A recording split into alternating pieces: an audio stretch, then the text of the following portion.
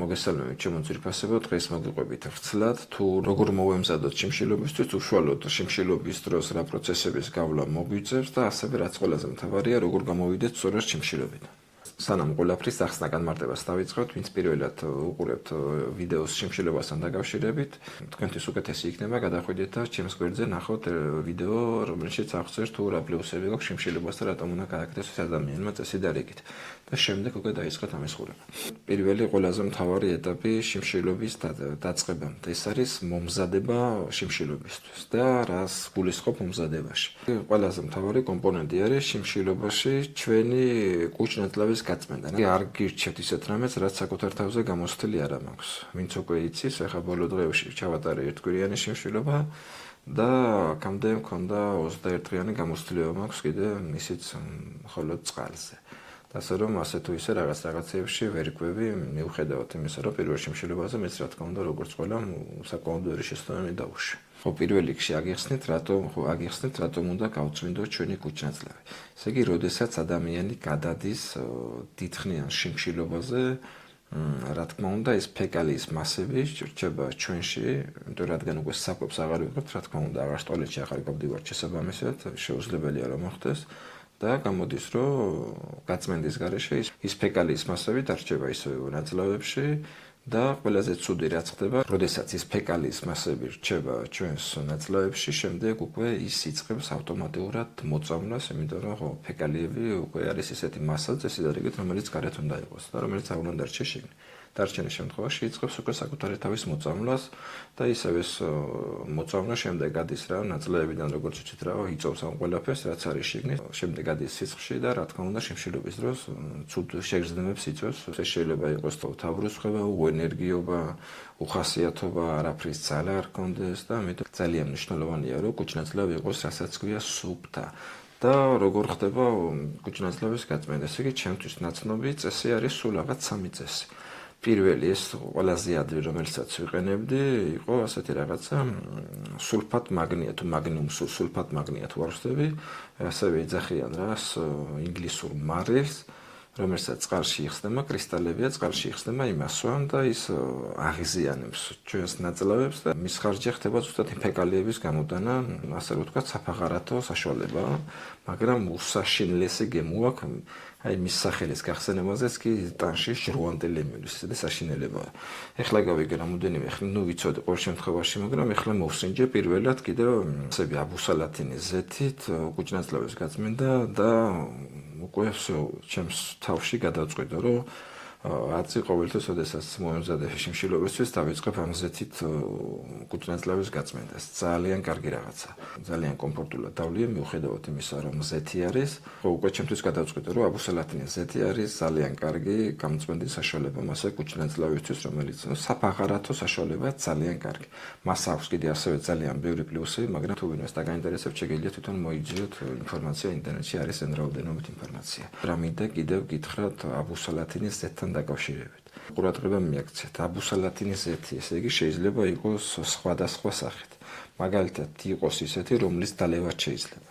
იყოს ისეთი, რომლის მხოლოდ კანის ზედაპირზე წასმა შეიძლება და დალევა არ შეიძლება. ბევრი სახისა. შეიძლება იყოს მარტო ტექნიკური სახით, როგორც შეიძლება რაღაცა ტექნიკაში იყენებდნენ დასაზეთად რა. ძალიან ბევრი სახით იყოს, ამიტომ როცა დააკვირდებით, არ აქვს მნიშვნელობა, არ ვიცი სად იყიდეთ მაგას, მაგრამ როცა საყიდლად მყავთ, აუცილებლად გაეცანეთ ინსტრუქციას. მისი დალევა შეიძლება თუ არ შეიძლება. თორემ დამიჯერეთ ისეთი მაგალითად რომელიც განკუთვნილია კანის ზედაპირზე წასასმელად და რაღაცას მოსაშუშებლად იმის დალევა უბრალოდ არ შეიძლება, ამიტომ ძალიან ცუდ მდგომარეობაში ჩაგაგდებთ რა. და მესამე საშუალება არის ჩვენი უკვე ხალხური, ასე რომ ვთქვათ, ტრადიციული მეთოდი და ეს არის ოყნა. ოყნის საშუალებით შეიძლება ასევე კუჭ-ნაწლავის გაწმენდა. არის მანდაც ძალიან ბევრი მეთოდი, მაგით შეგიძლიათ მოიძიოთ ინტერნეტში, ძირითადად არის სოდათა მარილით რაღაცა, უბრალო არაფერი საჭირო, დიდი საჭირო არ არის, 1-2 დღე შეიძლება ორგანიზმის გაწმენდა ოყნის საშუალებით, რომელიც შემდეგ აი ასმაგად გაგიოლებთ თვითონ შიმშილობის პროცესთან. დამიჯერეთ ეს არის ერთ-ერთი უმნიშვნელოვანესი მომენტი ორგანიზმის გაწმენდა შიმშილობის დაწყებამდე. ვინც მხოლოდ 1-3 დღემდე აპირებთ, ასე რჩევას მოგცემთ. დაწყებამდე ერთი კვირით ადრე გადადით უკვე მხოლოდ ბოსტნეულზე, სალათებზე, არანაირი მძიმე პროდუქტი, არც ყველი, არც ხორცი, არც ტკბილეული, არც თხილი, არც შოკოლადზე, ხო ეს რაღაცები ხო სისულელი. რაც შეიძლება გადადით ბოსტნეულზე. ხოლო უკვე ვინც აპირებს მაგალითად 5, 7, 10, 15, 20 და ასე შემდეგ ზევით, აუცილებლად საჭიროა ესე იგი გუჩნაზლების გაწმენდა. მხოლოდ თქვენთვის, სხვისთვის არავისთვის ძალიან გაგიოლდება თვითონ შიმშილობის პროცესი. შიმშილობა ასევე არის ძალიან ბევრნაირი არის წყალზეც და არის მშრალზეც. მშრალი ნიშნავს იმას, რომ ესე იგი არც საკვებს ვღებულობთ და არც წყალს ვღებულობთ. და ესეც მაქვს საკუთარ თავზე გამოცდილი მხოლოდ 3 დღიანი, მეტი არა და ერთი რაც შემიძლია მაგ შიმშილობაზე თქვა, აშკარად ძლიერი არის ვიდრე წყალზე შიმშილობა. Aსაც ქვია მინიმუმ 3 თავით უფრო ეფექტური არის ვიდრე წყალზე შიმშილობა, მაგრამ ეს არის უკვე ისეთი ადამიანებისთვის, ვისაც ძალიან დიდი გამოცდილება აქვს 1 დღიანზე, 2 დღიანზე, 5 დღიან დღეს, 10 დღიანზე და 2 კვირიან შიმშილობაზეც რა. ვინც უკვე პროფესიონალი ამ საქმეში, იმას შეუძლია თავისუფლად ეს გააკეთოს, მანამდე კი არავის არ გიჩვენებთ მაგის საკეთებას. შიმშილობის დროს რა შეიძლება მოხდეს?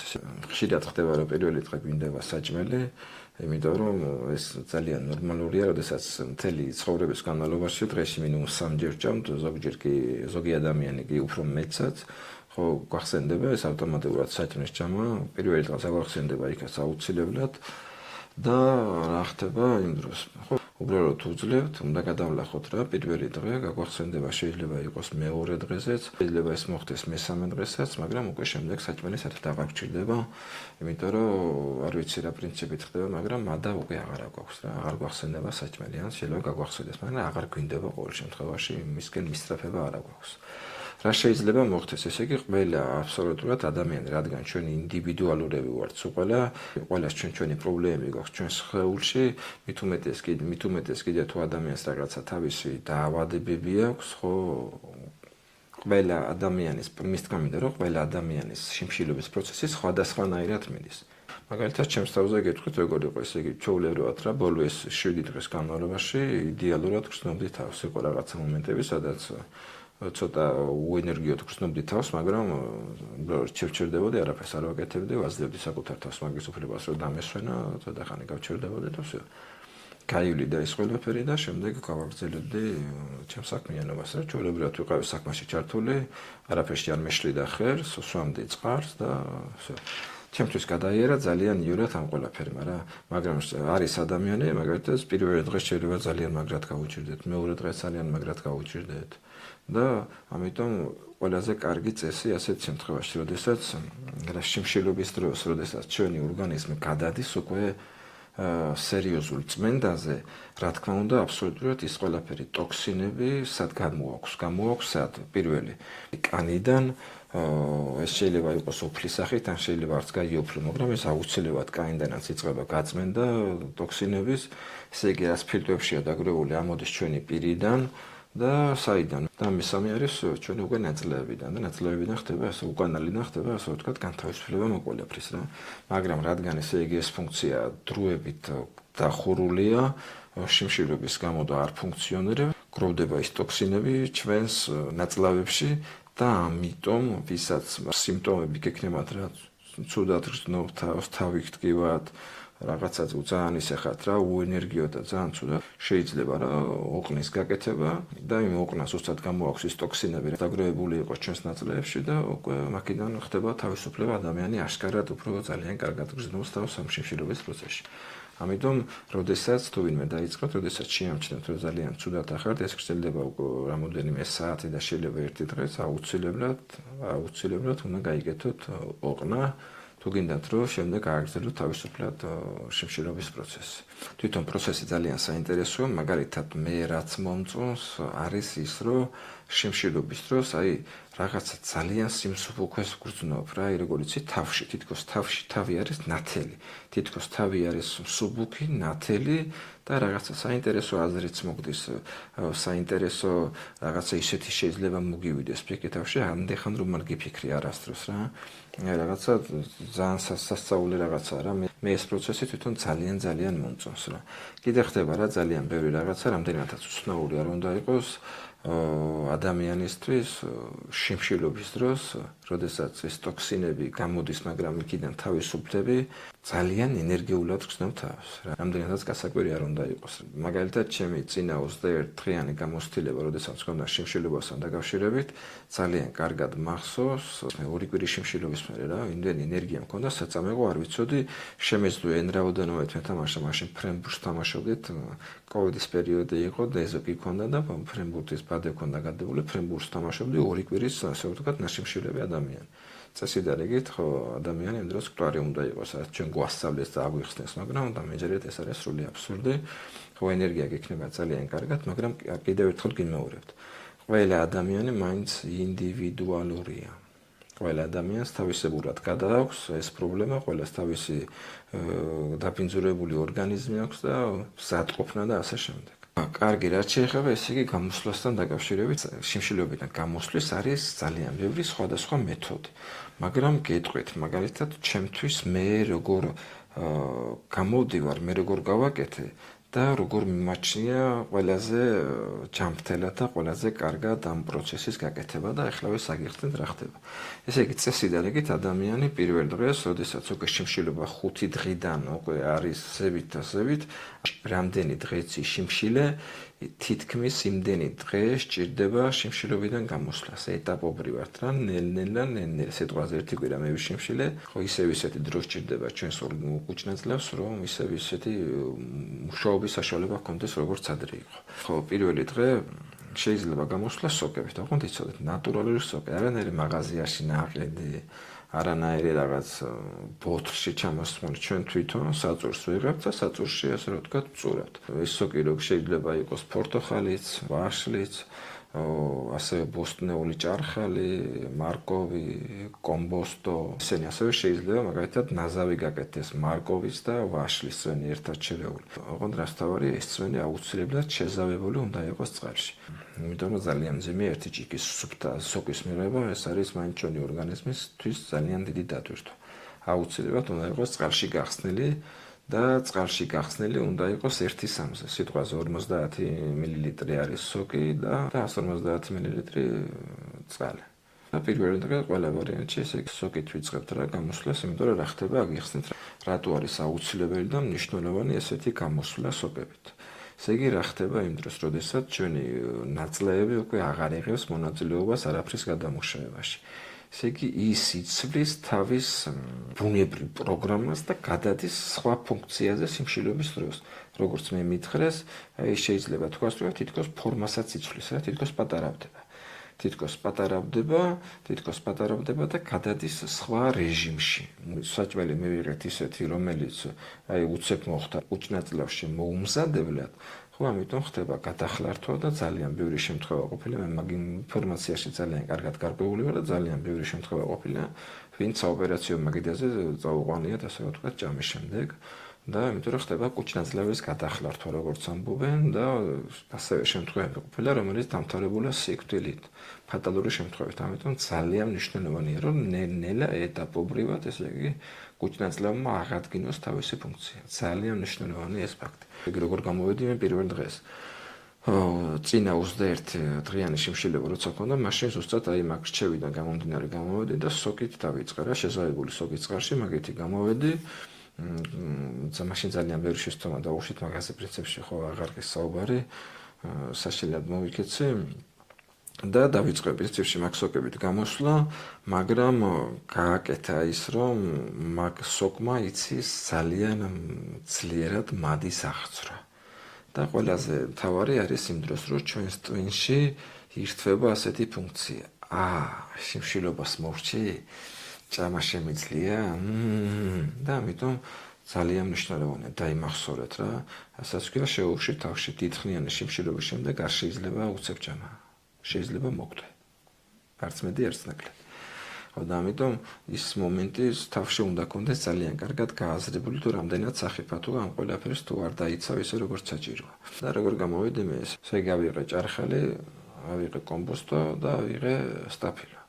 და რა გავაკეთე, უბრალოდ დავჯერი, ჩავდები კასტრულში, დავასხე წყალი, ვადუღე და ადუღების შემდეგ სადღაც 10 წუთში გამოვრთე. ესე გავაკეთე ბულიონის ნახარში, რა მხოლოდ ნახარში, მხოლოდ წვენს ვამდა, არანაირი მარილი, არანაირი სუნელების დამატება არა საჭირო. მხოლოდ ბულიონი. და ძალიან მომეწონა და რატომ მომეწონა? პირველ რიგში გინდა არ გინდა განაღრევს და იმ გემოსაც გრძნობ, იმ ჭარხლის გემოსაც გრძნობ, იმ კომპოსტოსაც გრძნობ. ცოტა როგორ ხდება, იცი? აი შეიძლება შესქელდეს კიდევაც რა, გვეთლიანად წყალი აღარ იქნება, შესქელდება ოდნავ რაღაცა, ძალიან სასიამოვნო დასალებად, ამ თბილს ვამ იმას, არის ძალიან კარგი რა. ესე იგი პირველი დღე დავსვამდი ხოლო ცოქს და მეორე დღეს რა გავაკეთე და ყველაზე მნიშვნელოვანი, ესე იგი რაც ხდება სწორად გამოსვლის დროს. მიკროფლორა, რომელიც ასე გვაქვს რა ჩვენს ნაწლავებში, საჭიროა მისი აღდგენა. საჭიროა მისი აღდგენა, იმიტომ რომ შემშილობის დროს იქ ყველაფერი თითქმის ქრება, თითქმის იღუპება, თუ ეს თან დიდი თხნიანი შემშილობა აუცილებლად მასე მოხდება და ძალიან მნიშვნელოვანია, რომ ზუსტად ის მიკროფლორა გავაკეთოთ, რაც ჩვენთვის ადამიანისთვის ძალიან მისაღებია რა. მიკროფლორაში არის ორი ტიპის ბაქტერიები, რომელიც არის სასარგებლო და რომელიც ასე ვთქვათ ადამიანს ზიანს აყენებს, ორივე საჭიროა. ის ზიანსაც რომელსაც აყენებს, რა ისიც საჭიროა, იმიტომ იმასაც თავისი ფუნქცია აქვს, აუცილებლად ისიც უნდა იყოს, მაგრამ ის რომელიც სასარგებლოა, ის უნდა იყოს რამოდენიმე თავით ბევრი. 10 თავით მეტი უნდა იყოს და მაშინ ასე ვთქვათ ჩვენს ნაწლავებში იქნება იდეალური ფუნქციონირებას გააკეთებს ნაწლავი. ეს მიკროფლორა რო აღმედგინა წესიერად, ამისთვის საჭიროა პრობიოტიკების მიღება. და როგორი სახით გავაკეთე მე? აბდექი შევიძინე პრობიოტიკები ხო არ ვიცი ქართულად რა ქვია პრინციპში საკვასკა ქვია ასე რუსულად, რომელიც საშუალებითაც შეიძლება რძის ნაწარმი გადააქციო ან იოგურტად, ან კეფირად, ან რაღაცას, ხო, ბაქტერიები, ვთქვათ, ბაქტერიები, შევიძინე ის ბაქტერიები, თქვენ ნახავთ აქ ვიდეოში სადღაც აუცილებლად გამოჩნდება ის ბაქტერიები და გავაკეთე სახლის იოგურტი. სახლის იოგურტი, რომელშიც არის ის ზუსტად ის ბაქტერიები, რომელიც ჩვენი ორგანიზმის ძალიან აუცილებელია რა. გავაკეთე ის ბაქტერიები და მეორე დღეს უკვე დავიწყე მისი მიღება. რა თქმა უნდა, ძალიან ნენელა იოგურტი რა, ყველაზე მთავარი და ყველაზე სასიამოვნო რაც არის ის, რომ არანაირი ხეჭო არ ჭირდება, უბრალოდ ნენელა პირში, ასე ვთქვათ რა, გამოივლესავით, გავუშვებდი რა და უკვე ამის საშუალებით უკვე ჩვენი კუჭ-ნაწლავიც უკვე პატარ-პატარა ეტაპებით უკვე იწყებს მუშაობას, იწყებს გამოღვიძებას და უკვე დაბრუნებას პროცესში გადამუშავების, რომ უკვე მედგრად იდგეს და ნებისმიერი საკვების გადამუშავება შემდეგ შეძლოს მომავალში რა. დილას დავიწყე იოგურტით გამოსვლა მეორე დღეს და ასევე აი ახლა სამ დღესაც უკვე მეორე დღეა შემშილობიდან გამოსვლის და ახლაც მაქვს ესე იგი ჭიქაში კომბოსტოს წვენი და როგორი კომბოსტოს წვენი. ესე იგი ეს არის დამჟავებული კომბოსტოს წვენი. ძალიან მაგარი რაღაცა. ამაში არის ესე იგი ასევე ძალიან ბევრი ესეთი ჯანმრთელი ბაქტერიები, რომელიც ჩვენს ორგანიზმს სჭირდება. ასევე არის ძალიან ბევრი მიკრო და მაკრო ელემენტები, C ვიტამინია N რაოდენობით შიგნი და არის ძალიან სასიამოვნო. სვამამოს როგორც წყალის მაგივრად რა, წყარს უკვე რა თქმა უნდა წყარსაც სვამ, მაგრამ ესე იგი დავანაცვლი ამ ყველაფრით. ძალიან სასარგებლოა, ძალიან სასიამოვნო, ასევე მაქვს მომზადებული რომელსაც ქვია, ჩემი საყვარელი ფირმა არის Hivital Foods, ესპანური ფირმა არის და არის პრობიოტიკები, ესე იგი არის პრობიოტიკები, ზუსტად ის ბაქტერიები, რაც ჩვენ გვჭირდება, არის და ბიფიდო და ლაქტობაქტერიების ძალიან ბევრი სხვადასხვა, ასე ვთქვათ რა, შტამი არის 20 შტამი არის 20 სხვადასხვა, ასე ვთქვათ, ბაქტერია შიგნ და ესეთი ტიპის კაფსულებია და ერთ კაფსულაში არის 40 მილიარდი ბაქტერია. ასე რომ ძალიან კარგი რაღაცა და ამასაც უკვე ნენელა დავიწყებ რა, შეიძლება უკვე როდესაც გადავალ რა ფაფაზე, ასე ვთქვათ, ფაფის ჭამის დროს უკვე შეიძლება ამის მიღებაც რა. და ამით მე ჩავასახლებ ჩემს ნაწლავებში იმ ბაქტერიებს, რომელიც ჩვენთვის არის ძალიან აუცილებელი. იმ ბაქტერიებზეა დამოკიდებული ჩვენი ყოფა, ჩვენი მენტალური ჯანმრთელობას, რომ იცოდეთ ჩვენს კუჭ-ნაწლავებზე დამოკიდებული. ძალიან მნიშვნელოვანია ზუსტად აი ამ მიკროფლორის აღდგენა სწორად. კიდე ვაპირებ გაკეთებას ბოსტნეულის ფაფის და რას ესე იგი მოხარშა მაგალითად ეს შეიძლება იყოს ბროკოლი, ეს შეიძლება იყოს ყაბახი, ეს შეიძლება იყოს სტაფილო და ასევე შეიძლება იყოს ჭარხალი რა და მოხარშავ მას.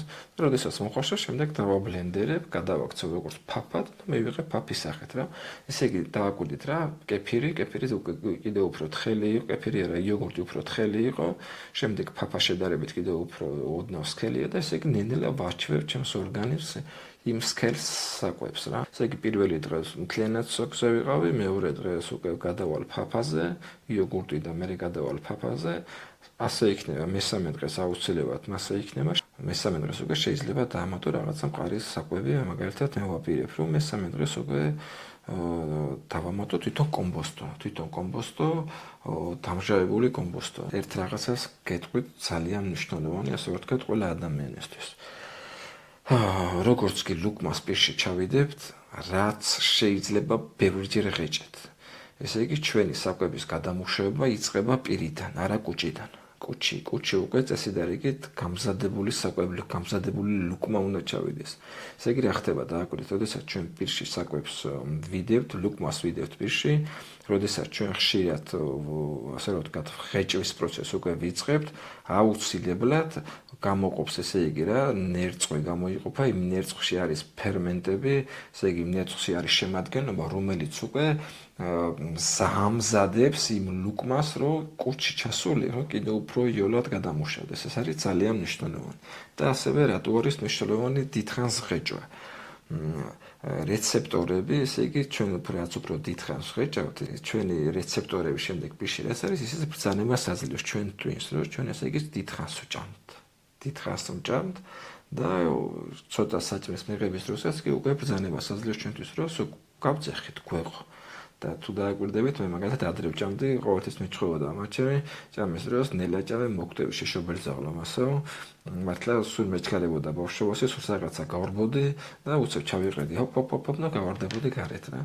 და ძალიან ცუდად ასე რომ ვთქვათ, ისახებოდა კუჭნაძლევზე ეს აუცილებლად რა. იმიტომ რომ ჩვენ იმ დროს ძალიან ბევრ ჭამს, როდესაც ასე ძალიან ჩქარა ვჭამთ, ბევრ ჭამთ, დაუღეჭავი ლუკმებით და ჩვენ გონია რომ ასეთი რაღაცა გვასწავლეს, რატო გონია ჩვენ ასეთი რაღაცა ისი? მე მაგალითად განამგონი ქონდა კუჭთან, კუჭის წვენს შეუძლია ყველა რკინა ჩაყარე, რკინასაც გადამუშავოს. ეს არის სრული აბსურდი. ჩემო კარგებო, არის ასე რომ ვთქვათ, ცხაბრებს უკვე დროა რომ დავივიწყოთ იმასაც ძალიან მნიშვნელოვანია რა მდგომარეობაშია იქ კუჭი, საერთოდ სიმჟავე რა დონისაა, სიმჟავე ჩვენს კუჭნაძლევში, რამდენად შეუძლია მიღებული პროდუქტის გადამუშავება და ასე შემდეგ. ამიტომ ყველაფრის გადამუშავება მასე იოლად არ შეუძლია რა. რაც თქმა უნდა დიდი მჟავიანობაა კუჭი, მაგრამ უნდა მიჯეროთ მანდაც ძალიან ბევრი ნიუანსები. ასე რომ როგორც გითხარით, ესე იგი ვიწყებთ კარგად ღეჭვას და მით უმეტეს ეხლა შიმშილობიდან გამოსვლის დროს ეს მეტად მნიშვნელოვანია, რომ ძალიან მყარი საკვები არ მივიღოთ რა, ღეჭავთ და გვეხმარება, ასე რომ ვთქვათ, გადამუშავებაში, უკვე მიდის კუჭნაძლევში და წესით და რიგით დაიმახსოვრეთ რა.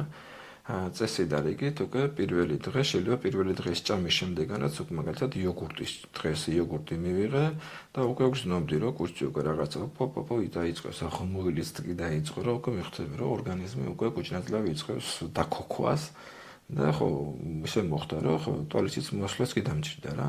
ეს არის ძალიან მნიშვნელოვანი რომ არ უნდა იყოს 2-3 დღე მაგალითად თუ ისე მოხდა 2-3 დღე დაიწყეს ჭამა და მაინც საკმაოდ მასე არ გადიხართ საკვებზე, ხო ეს არც ისე კარგის ნიშანია რა.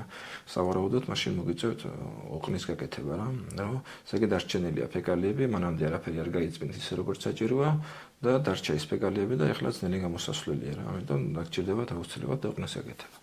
ნელა უკვე შეგვიძლია გადავიდეთ მყარზე საჭმელს. მყარ საჭმელზე ასევე გულისხმობ უკვე ბოსტნეული მაგალითად აღარ გჭირდება როგორც ფაფა, უკვე შეგვიძლია უბრალოდ მოხარშული, შეგვიძლია დავამატოთ მარილი, შეიძლება დავამატოთ თუნდაც რაღაცა დაფქვილი ნიორი ან რაც გვინდა რა, უკვე ძალიან ცოტა დაიმახსოვრეთ რა, ძალიან ცოტა, ამიტომ რომ შიმშილობის დროს თქვენ თვითონაც დააკვირდებით რა. შიმშილობის შემდეგ, როდესაც უკვე გამოხვალთ, როდესაც პირველად შეჭამთ პურს, თქვენ დააკვირდებით, როგორი მარილიანი მოგეჩვენება თქვენი პური. იმიტომ რომ თქვენ ადრე იმას ვეხდებოდით, მაგრამ მე ახლა შიმშილობის შემდეგ ჩვენი რეცეპტორები ყველაზე მეტად რაც მე მინდოდა, რაც იყო ჩემი მიზანი, ზუსტად ეს არის, რომ ესე იგი პირის ჩემი გემოვნება იცვლება, რეცეპტორები სხვანაირი მოქმედებაზე გადადიან პირის რეცეპტორები და ამიტომ უკვე შეგიძლია ადამიანს ძალიან ბევრი პროდუქტის, რომელსაც საზიანოა, ისეთო დამოაქვთ. და აღარ მეიღო. ამიტომ ხო რა შეიძლება ძალიან ცოტა მარილი არ გინდათ რაღაცა ეს პიმპილის და სასწაული რაღაცების დამატება შეიძლება რა ძალიან მინიმალური შეიძლება დაამატო რა მაგრამ მე მაინც არ გირჩევთ უკვე შეგიძლიათ როდესაც სრულიად დაუბრუნდებით რა ჩვეულებრივ კვებას შემდეგ შეგიძლიათ გააგრძელოთ რა თავი წესია როგორც გითხარით ნელ-ნელა ეტაპ-ეტაპ ვიღებთ უკვე მყარსაკვებს დაიმახსოვრეთ რას ყველაზე მთავარი ასე პატარ-პატარა პორციების მიღება იმიტომ რომ იმ დროს ჩვენი კუჭი უკვე დაპატარებული წესი და რიგით მას აღარ ჭირდება ენდრაოდენობით საჭმელი იმისთვის რომ გაცხეს. როგორც ჩვენ თავში გვაქვს რა უკვე ასე რომ ვთქვათ ის პროგრამა რომ რა ერთი პატარა ახლა მაგალითად დილეს ერთი პატარა იოგურტი მივიღე და როგორც ვა ახლა მაგარია ეგრევე ვიგრძენე გაცხომა რა გავძეხე მაგრამ თავში ის მაინც ზია რა ეს ერთი იოგურტი მეორე ხო არ მივიღო კიდე ერთი რას მეყოფა გესმის ის სიჩერჩეთე თავში მაინც დარჩენილი გვაქვს რა მაგრამ აქ უნდა დაკვირვება უკვე შენს ორგანიზმს მინდა მიაქციო ყურადღება როგორც შენი ორგანიზმი შენი საკუთრება მიაქციო და ეს აუცილებლად გეტყვის ორგანიზმი მას რა უნდა და როგორ უნდა ასევე ყველაზე მნიშვნელოვანი თუ ისე მოხდა რომ აი მაგალითად მიიღეთ რა იოგურტი და თითქოს რაღაცა სიმძიმე იგრძენით რა всё გაჩერდით ეს იმას ნიშნავს რომ ჯერ კიდე არ არის ორგანიზმი ასე ვთქვათ მზად მყარი სოკოების მისაღებად და ისე ცოტა ხანი გააგრძელეთ სოკი რა ძალიან მნიშვნელოვანია დააკვირდეთ თქვენი სხეული ჩვენი სხეული ჩვენ ყოველთვის გველაპარაკება ჩვენ უბრალოდ ჩვენ დაგვავიწყდა როგორ მივაქციოთ ამ ყველაფერს ყურადღება მივაქციოთ ყურადღება და დამეჯერეთ ყველაფერი იქნება ძალიან კარგად მე-4 დღეც გრძელდება ეს ყველაფერი და უკვე მე-7 დღეს სიტყვაზე შემიძლია უკვე გადავიდეთ ჩვეულებრივ კვებაზე და რას ვეძახი ჩვეულებრივ კვებას ჩემი მთავარი მიზანი რაც იყო ესე იგი ამ ბოლო 7 დღიანი შიმშილობის იყო ის რომ წონის დაკლება რაც 9 კილო დავიკელე და ძალიან სასიამოვნოა ჩემთვის აი როდესაც ვქია მქონდა რამოდენიმე პერანგი რომელიც უკვე აღარ მეკვრებოდა ძალიან გული მწყდებოდა იყო შარვალე რომელსაც ვერ ვიცმევდი და შიმშილობის შემდეგ ესე იგი ძირითადად მთლიანი წონა წავიდა წანიდან ცოტა ფეხებიდანაც იმიტომ მქონდა ასევე ერთი შარვალე რომელსაც ბოლო პერიოდში სანამ შიმშილობას დავიწყებდი რომ ჩავიცვამდი ელასტიკივით მქონდა რა გამოსკონჩილი ვიყავი შიგნით და შიმშილობის შემდეგ უკვე მივხვდი რომ ძირითადი ესე იგი მასა 9 კილოდან წავიდა ტანიდან და ცოტა ფეხებიდან ბარძაყებიდან რა უბრალოდ ბარძაყებიდან და ძალიან სასიამოვნოა კიდე რაც ჩემთვის ყველაზე მთავარი იყო ორგანიზმის გაწმენდა აუცილებლად 7 დღის მანძილზე სასწაული არაფერი არ მომხდარა მაგრამ სასწაული არ მომხდარა არაფერი იმიტომ რომ მე არ მქონდა ისეთი რაღაცა პრობლემა რაზეც შემიძლებოდა მეთქვა რომ აი ეს მაწუხებს და ვნახოთ თუ იქნება 7 დღის შემდეგ მაგრამ მე ვიცი რომ ესე იგი ადამიანები 7 დღეში ალერგიას დაუმარცხებიათ ფსორიაზის, კუჭანსლავის დაავადებების და ასე შემდეგ ძალიან ბევრი რაღაც შიმშილობა არის შემოკარგება ღმერთისგან მოძებული ყველაზე ძლიერი ინსტრუმენტი თავარია უბრალოდ იცოდეთ ზუსტად რა გააკეთოთ როგორ გააკეთოთ და როცა იცით ან რას აკეთებთ ძალიან მარტივია ამ ყველაფრის შესრულება ძალიან ამაზე უმარტივესი არაფერი არ მოგეჩვენებათ რა ყველაზე მთავარი კიდევ ჩემთვის რაც იყო ის რომ მინდოდა ზუსტად აი ამ პირის გემოს შეცვლა ზუსტად აი ამ რეცეპტორების შეცვლა და სხვა საკვებზე გადასვლა გადავწყვიტო უკვე ძალიან ხმად არწმუნებული ვარ და გადავწყვიტო უკვე რომ ესე იგი არანაირი ნახევარფაბრიკატები ჩემს ცხოვრებაში აღარ იყოს შაქარის სრულიად დამოღება არა მარტო თეთრი შაქარი საერთოდ რა შაქრის შემცველობაშიც არის თუნდაც ეს ტკბილეული პეჩენია შოკოლადი კანფეტები რაღაცა ესეთი სულელები აბსოლუტურად ყველაფერი და ტკბილი გადავიდა ესე იგი თაფლზე რა ძირითადად თაფლი და ძირითადად იქნება ხილი თაფლი ხილი და რა შეიძლება იყოს რაღაცა ჩირის სახით რა ასევე უნდა მოიღო ფქვილი განსაკუთრებით თეთრი ფქვილი და ხო გაზიანი სასმელი ესე იყო ჩემი მთავარი დავალება და აუცილებლად ძალიან მარტივად მაგალითად დღეს მაღაზიაში ვიყავ შესული და როდესაც გავიარე დახლებზე სადაც ელაგა შოკოლადი ჩემთვის როგორ იყო ისი ძალიან თავისუფლად იმდენად as გადაწყვეტილება მაქვს მიღებული თავში რომ ჩემთვის უკვე სხვა ცხოვრების სტილი მაქვს არჩეული და ეტაპი მაქვს არჩეული უკვე იმდენად მიღებული მაქვს საკუთარ თავში საერთოდ სურვილიც არ გამჩენია რამდენადაც უცნაურად არ უნდა ჟღერდეთ არ მომდოებია საერთოდ და მე ძალიან მეხარია და რა შემიძლია გითხრათ ხო ეს არის ძირითადი ინფორმაცია რა ეს არის ძირითადი ინფორმაცია და რა შემიძლია გითხრათ შემოკარგება დღეს თქვენ მოусმინეთ რა ჩემგან ასე რომ ვთქვათ ცოტა საბაზო რაც არის ბაზა რაც არის ამ ინფორმაციას მოусმინეთ დაწყებაზე თვითონ უშუალოდ პროცესში და ასევე გამოსვლაზე სწორად გამოსვლაზეც თქვენც ასევე თუ ესე იგი უცხოენა იცით რომელიმე თუნდაც ინგლისური, თუნდაც რუსული, ძალიან ბევრ ინფორმაციას ნახავთ. არიან ძალიან ბევრი პრაქტიკები YouTube-ში, რომელიც აი პირდაპირ როგორც ჩემი ვიდეოები იყო ყოველდღურად აქვეყნებენ. უფრო მრავალი წელი არიან ჩართული ამ საქმეში და ჩემზე კიდე ძალიან ბევრ საინტერესო ინფორმაციას მოგვიყვებიან რა. და ამიტომ თქვენ გაეცანეთ რა, აუცილებლად გაეცანეთ, აუცილებლად არ დაიწყოთ არანაირი დიდხნიანი შიმშილობა, მარტო ჩემი საუბრიდან გამომდინარე, ხო, თქვენც გაეცანეთ. მე არ დამეჯეროთ არაფერ, მე შეიძლება საერთოდ გიჟი ვარ. ამიტომ ყველამ გთხოვთ აიღეთ პასუხისმგებლობა საკუთარ თავზე. ასევე ბევრმა ადამიანმა იცის მოწერა ესა და ეს დაავადება მაქვს და რა ვქნა შეიძლება. კიდევ ერთხელ გიმეოროთ, 1 და 2 დღე შეუძლია აბსოლუტურად უყველა ადამიანს. და უკვე დიდხნიანზე, როგორც გითხარით, სანამ არ გაეცნობით ან რაოდენობით ლიტერატურას, просто არ გაფეთოთ. შეიძლება აღმოჩნდეს, ასე რომ ვთქვათ, თქვენთვის ძალიან საზიანო, ესეთი საზიანო, რომელიც შეიძლება ის ყველაფერი უკან ვეღარ დააბრუნოთ რა. ამიტომ ძალიან გთხოვთ, აიღეთ პასუხისმგებლობა საკუთარ თავზე და ინფორმაციის გაცნობის შემდეგ გააკეთეთ, რაც თქვენ გაგიხარდებათ. ერთი რაც შემიძლია გითხრათ შიმშილობასთან დაკავშირებით არის ძალიან ძლიერი მეთოდი ორგანიზმის გასაწმენდად და აღსადგენად. ჩემი წინა 21 დღიანი გამოცდილების დროს იყო ასეთი რაღაცა, რომ ესე იგი კანი ისეთი გაწმენდილი მქონდა, ისეთი სუფთა, როგორც თოთობავში, აი პრიალა კანი იყო, ისეთი გახარებული ვიყავი, რომ ძალიან.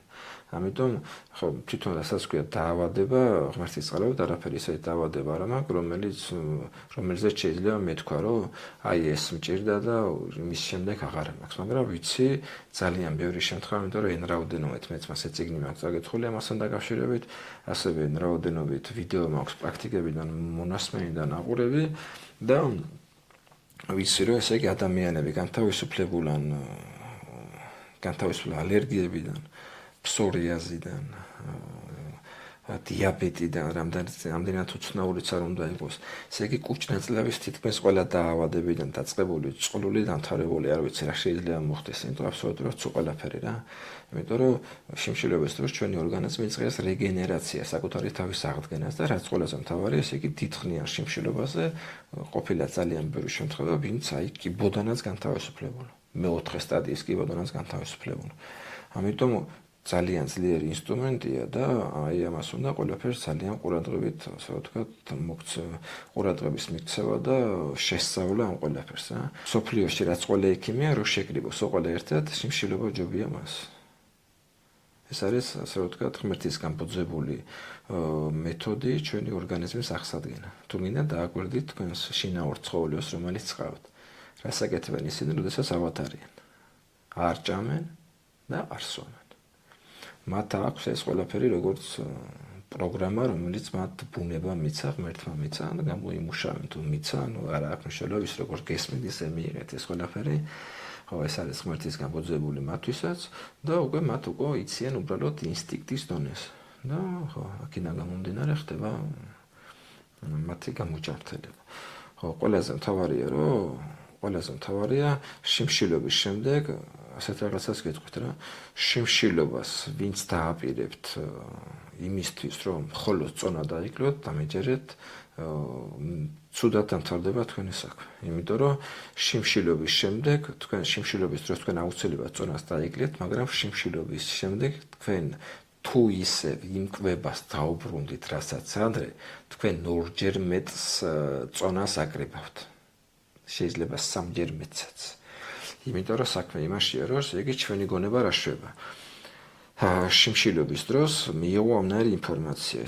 ჩვენმა პატრონმა გადაწყვეტა, რომ ჩვენ საჭმელი ავჭამოთ, გვიჭირს, რაღაცა ხდება ჩვენს თავს გვიჭირს და საჭმელი, ესე იგი, როდესაც უკვე ფუფუნება არის ჩვენთვის და ფუფუნებაში ვართ, როდესაც უკვე საჭმლის ჭამას ვიწყებთ და უკვე ბევრ საჭმელთან გვაქვს, ჩვენ თუ ესე იგი ისევ იმ ტემპით ვიწყებთ, ასე რომ ვთქვათ, საჭმლის ჭამას, როგორც ადრე, უკვე ჩვენი ორგანიზმი რა შვება, იცი, წინასწარ ემზადება.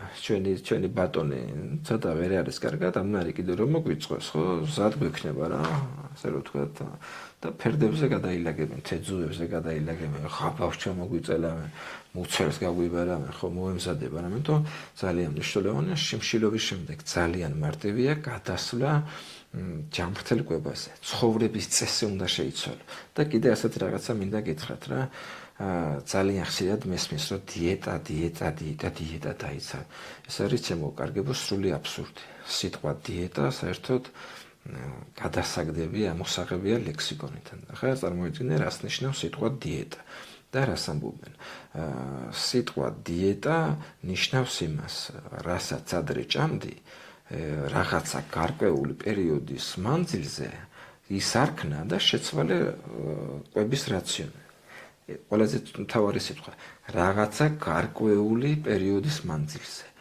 სიტყვაზე მივედი დიეტოლოგთან, დიეტოლოგმა დამენიშნა მაგალითად რაღაცა დონის დოზის, ასე რომ ვთქვათ, მომცა კალენდარი, რა დროს რა უნდა ვჭამო, დავიწყე ასე რომ ვთქვათ, ჭამა, რა თქმა უნდა, შეზღუდული რაციონი აუცილებლად და მოვიჭრე რა თქმა უნდა წონაზე და შემდეგ ჰოპა დაბრუნდი ისევე ჩვენს ძველ კვებას რაც ადრე ამ დიეტის შემდეგ და მოხდა ისევ წონა დაბრუნდება აუცილებლად. ამიტომ სიტყვა დიეტა დაივიწყეთ. აუცილებელია ცხოვრების წესის შეცვლა. და კიდე ყველაზე მთავარი რაც მინდა გითხრათ რა, ვინც ახალ ბედები ხართ ამ საქმეში და ვისაც ეხლა გინდა დაწყება, დაიწყეთ მხოლოდ ერთდღიანი შემშილობით. კვირაში ერთი დღე აიღეთ, ოღონდ არ ჩააგდოთ. აქ მნიშვნელობა რომელი დღე იქნება, რომ იმ დღეს არ ჭამთ 24 საათის განმავლობაში არ ჭამთ. 24 როგორ პრინციპში 12 საათი ხშირად მაინც გსინავთ, ასე რომ 12 საათის განმავლობაში აღარ ჭამთ საჭმელს რა. და ასე გააკეთეთ რა, კვირაში რამოდენიმე თვე გააკეთეთ ასე, ყოველ კვირას ერთი დღე და შემდეგ უკვე აღმოაჩენთ, რომ სადღაც 3-4 თვის პრაქტიკის შემდეგ უკვე შეგიძლიათ, რომ 2 დღე გაჩერდეთ. შემდეგ 3 დღე გაჩერდეთ. წესით არიგით 3 დღის შემდეგ იწყება გადადის ჩვენი ორგანიზმი უძახიან კეტოზი რა, უძახიან რეგენერაცია იწყება რა, საკუთარი ორგანიზმის რეგენერაცია იწყებს მე-3 დღის შემდეგ რა. მაგრამ დამიჯერეს ეს პირველი 2 დღე ძალიან მნიშვნელოვანია. ყველაზე მთავარი რაც ხდება ერთდღიან შემშილობაში არის ის, რომ კუჭნაძლავ ისვენებს.